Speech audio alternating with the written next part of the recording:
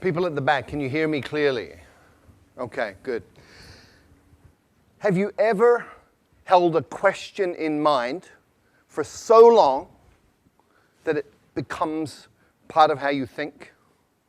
Maybe even part of who you are as a person? Well, I've had a question in my mind for many, many years, and that is, how can you speed up learning? Now, this is an interesting question because if you speed up learning, you can spend less time at school. And if you learn really fast, you probably wouldn't have to go to school at all. Now, when I was young, school was sort of okay, but I found quite often that school got in the way of learning. So I had this question in mind, how do you learn faster?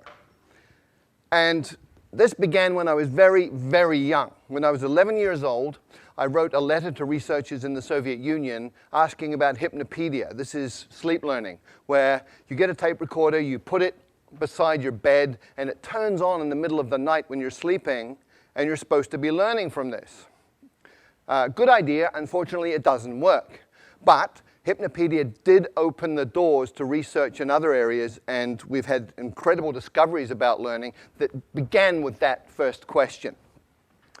I went on from there to become passionate about psychology, and I have been involved in psychology in many different ways for the rest of my life up until this point. In 1981, I took myself to China, and I decided that I was going to be native level in Chinese inside 2 years.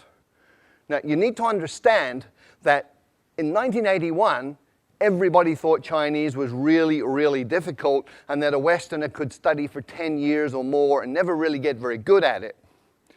And I also went in with a different idea, which was taking all of the conclusions from psychological research up to that point and applying them to the learning process.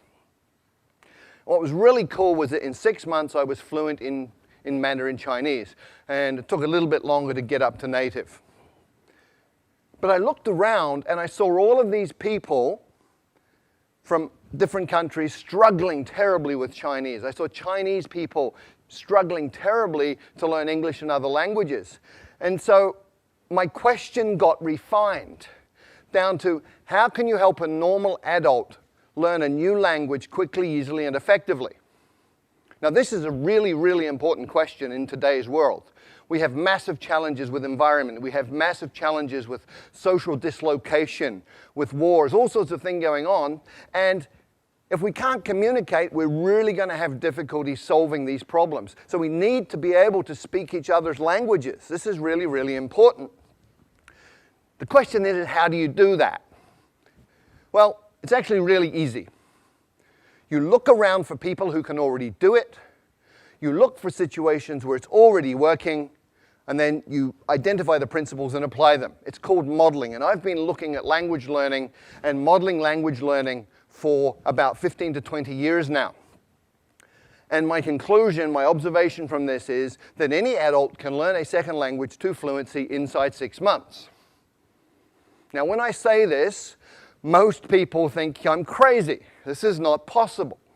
So let me remind everybody of the history of human progress. It's all about expanding our limits. In 1950, everybody believed that running 1 mile in 4 minutes was impossible. And then Roger Bannister did it in 1956, and from there it's got shorter and shorter. 100 years ago, everybody believed that heavy stuff doesn't fly, except it does, and we all know this. How does heavy stuff fly? We reorganize the material using principles that we have learned from observing nature, birds in this case. And today, we've gone even further. So you can fly a car. You can buy one of these for a couple of $100,000 US. We now have cars in the world that fly. And there's a different way to fly, which we learned from squirrels. So all you need to do is copy what a flying squirrel does, build a suit called a wingsuit, and off you go. You can fly like a squirrel. Now, most people, a lot of people, I wouldn't say everybody, but a lot of people think they can't draw. However, there are some key principles, 5 principles that you can apply to learning to draw, and you can actually learn to draw in 5 days. So if you draw like this, You learn these principles for 5 days and apply them, and after 5 days you can draw something like this. Now I know this is true because that was my first drawing, and after 5 days of applying these principles, that was what I was able to do. And I looked at this and I went, wow. So that's how I look like when I'm concentrating so intensely that my brain is exploding. So anybody can learn to draw in 5 days. And in the same way, with the same logic, anybody can learn a second language in 6 months. How? There are 5 principles and 7 actions. There may be a few more, but these are absolutely core. And before I get into those, I just want to talk about 2 myths. I want to dispel 2 myths. The first is that you need talent. Let me tell you about Zoe. Zoe came from Australia, went to Holland, was trying to learn Dutch, struggling extremely a great deal, and finally, people were saying you're completely useless, you're not talented, give up, you're a waste of time, and she was very, very depressed. And then she came across these 5 principles, she moved to Brazil, and she applied them, and in 6 months she was fluent in Portuguese. So talent doesn't matter. People also think that immersion in a new country is the way to learn a language, but look around Hong Kong, look at all the Westerners who've been here for 10 years who don't speak a word of Chinese. Look at all the Chinese living in America, Britain, Australia, Canada, who've been there 10, 20 years, and they don't speak any English. Immersion per se does not work. Why? Because a drowning man cannot learn to swim. When you don't speak a language, you're like a baby, and if you drop yourself into a context which is all adults talking about stuff over your head, you won't learn. So, what are the 5 principles that you need to pay attention to? First, there are 4 words. Attention, meaning, relevance, and memory. And these interconnect in very, very important ways, especially when you're talking about learning. Come with me on a journey through a forest. You go on a walk through a forest and you see something like this. Little marks on a tree. Maybe you pay attention, maybe you don't. You go another 50 meters and you see this. You should be paying attention. Another 50 meters, if you haven't been paying attention, you see this. And at this point, you're paying attention. And you've just learned that this is important, it's relevant, because it means this, and anything that is related, any information related to your survival is stuff that you're going to pay attention to, and therefore you're going to remember it. If it's related to your own personal goals, then you're going to pay attention to it. If it's relevant, you're going to remember it. So the first rule, first principle for learning a language is focus on language content that is relevant to you, which brings us to tools. We master tools by using tools, and we learn tools the fastest when they're relevant to us. So let me share a story. A keyboard is a tool.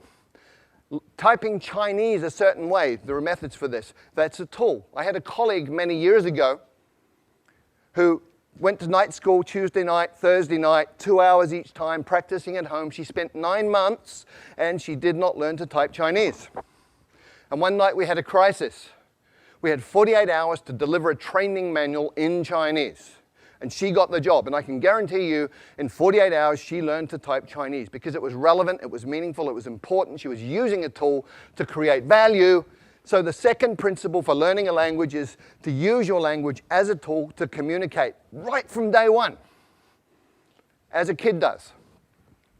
When I first arrived in China, didn't speak a word of Chinese. And on my second week, I got to take a train ride overnight.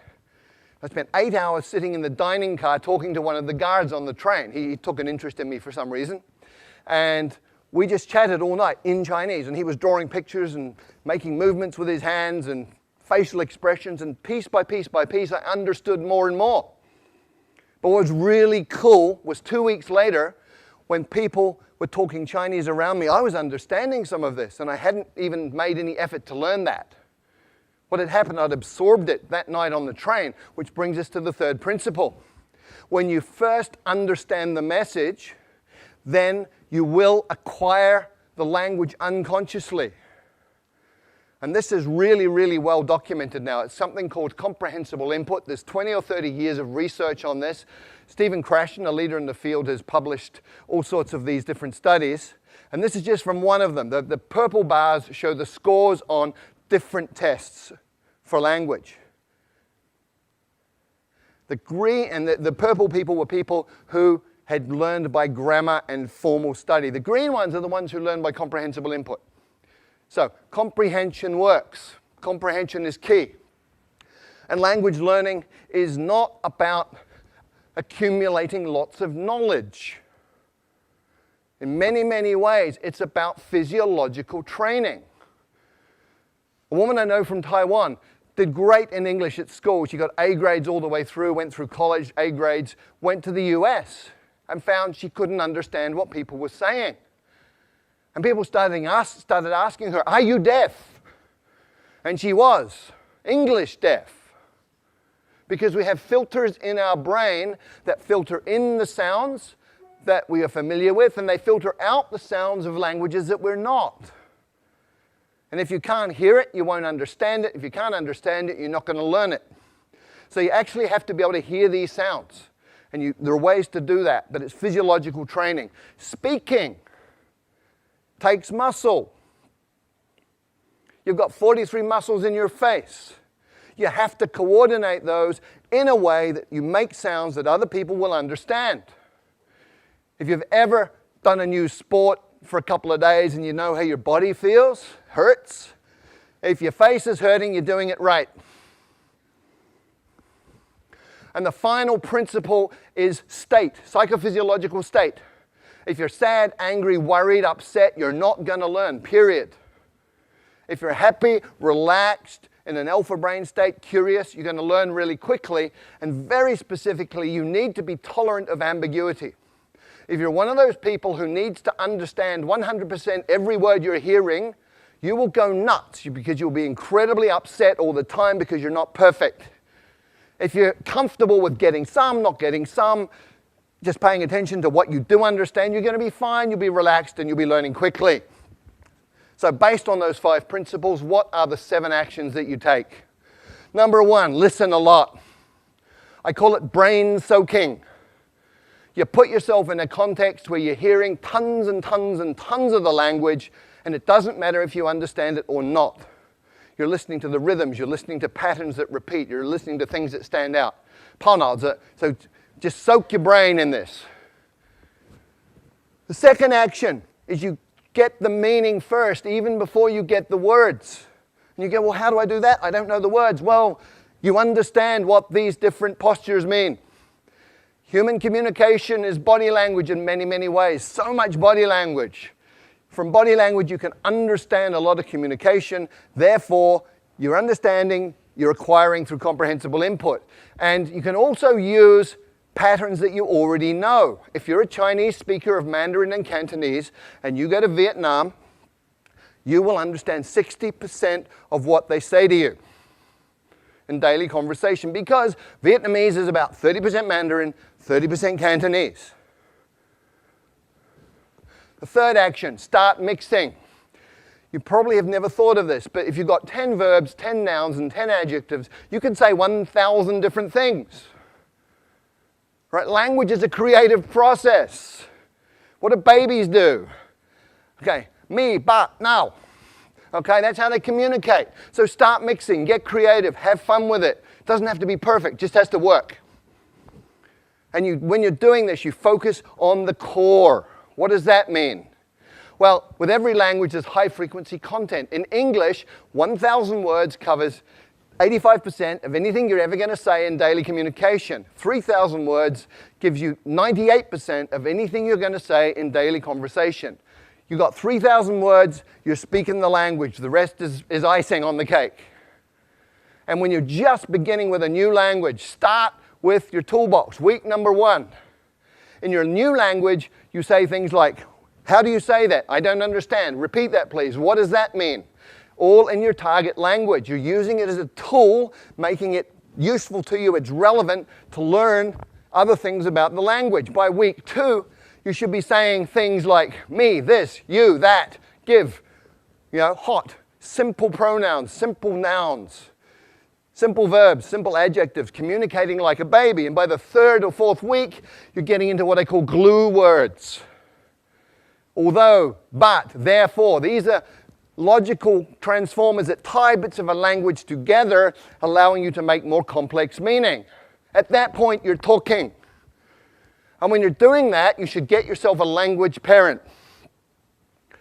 If you look at how children and parents interact, you understand what this means. When a child is speaking, it'll be using simple words, simple combinations, sometimes quite strange, sometimes very strange pronunciation. Other people from outside the family don't understand it. But the parents do. And so the kid has a safe environment, gets confidence. The parents talk to the children with body language and with simple language they know the child understands. So you have a comprehensible input environment that's safe. We know it works, otherwise none of you would speak your mother tongue. So you get yourself a language parent who's somebody interested in you as a person who will communicate with you essentially as an equal, but pay attention to help you understand the message. There are 4 rules of a language parent. Spouses, by the way, are not very good at this, okay? But the 4 rules are, first of all, they will work hard to understand what you mean, even when you're way off beat. Secondly, they will never correct your mistakes. Thirdly, they will feed back their understanding of what you're saying so that you can respond appropriately and get that feedback. And then they will use words that you know. The 6th thing you have to do is copy the face. You've got to get the muscles working right so you can sound in a way that people will understand you. There's a couple of things you do. One is you need to hear how it feels and feel how it sounds, which means you have a feedback loop operating in your face. But ideally, if you can look at a native speaker and just observe how they use their face, let your unconscious mind absorb the rules, then you're going to be able to pick it up. And if you can't get a native speaker to look at, you can use stuff like this. Sing, song, king, sung, hung. And the final idea here, the final action you need to take is something that I call direct connect. What does this mean? Well, most people learning a second language sort of take the mother tongue words and the target words and go over them again and again in their mind to try and remember them. Really inefficient. What you need to do is realize that everything you know is an image inside your mind, it's feelings. If you talk about fire, you can smell the smoke, you can hear the crackling, you can see the flames. So what you do is you go into that imagery and all of that memory and you come out with another pathway. So I call it same box, different path. You come out that pathway and you build it over time. You become more and more skilled and just connecting the new sounds to those images that you already have and to that internal representation. And over time, you even become naturally good at that process that becomes unconscious. So there are 5 principles that you need to work with, 7 actions. If you do any of them, you're going to improve. And remember, these are things under your control as the learner. Do them all. You're going to be fluent in a second language in 6 months. Thank you.